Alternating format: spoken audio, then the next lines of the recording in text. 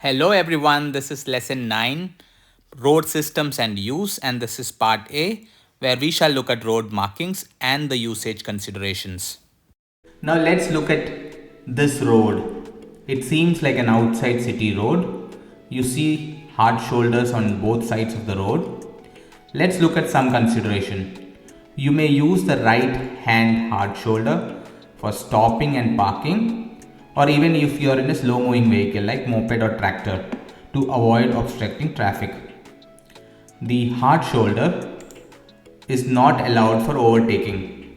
So the hard shoulder is not meant for overtaking, and it's not permitted to stop to the left of the boundary line of the carriageway. So you're not allowed to stop here to the left of the boundary line of the carriageway.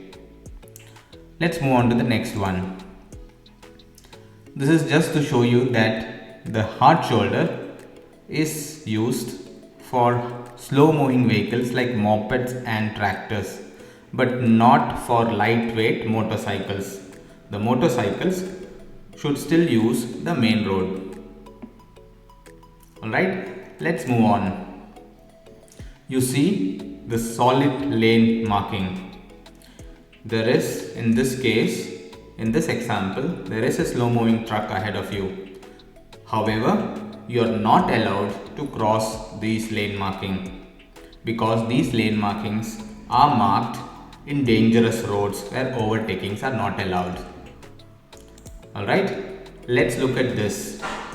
Here again, this is a solid lane marking. Of course, you cannot cross this lane marking, but you should also note that this is a priority road, and in a priority road which has a solid lane marking, parking is also prohibited. Let's look at this kind of road marking. You see there are two lane markings on the other side of the road. On the other side of the lane marking, it is solid lane, and on your side where you are driving, it is not solid, right? In this case, overtaking is allowed for you, but overtaking is not allowed for the vehicles, for the oncoming vehicles. I hope that is clear. Now let's look at this. You see this restricted zone.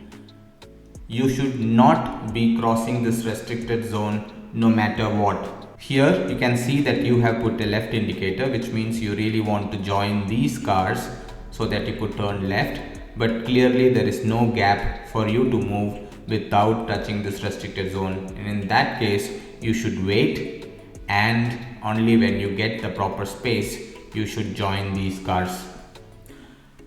Okay, so no matter what, you should not touch these restricted zones. So now let's look at this road and the road markings. Clearly you see that there are road markings. The yellow road markings means these are temporary road markings, especially seen in construction sites. You see there is a hard solid line with this yellow markings, and you also see that the left side of the road is closed completely. Let's understand some scenarios. Right hand driving rule applies on motorways, so I think this is clear for you. If your right hand road is empty, you should always take that, and the left lane is only used for overtaking. So you are required to drive in the right lane unless you intend to overtake. The left lane is closed in this scenario, and it cannot be used under any circumstances, even in the case of a breakdown. So even if you have a breakdown, you should not be stopping in this closed lane because it might cause even more danger for you. Yeah, let's move on to the next one.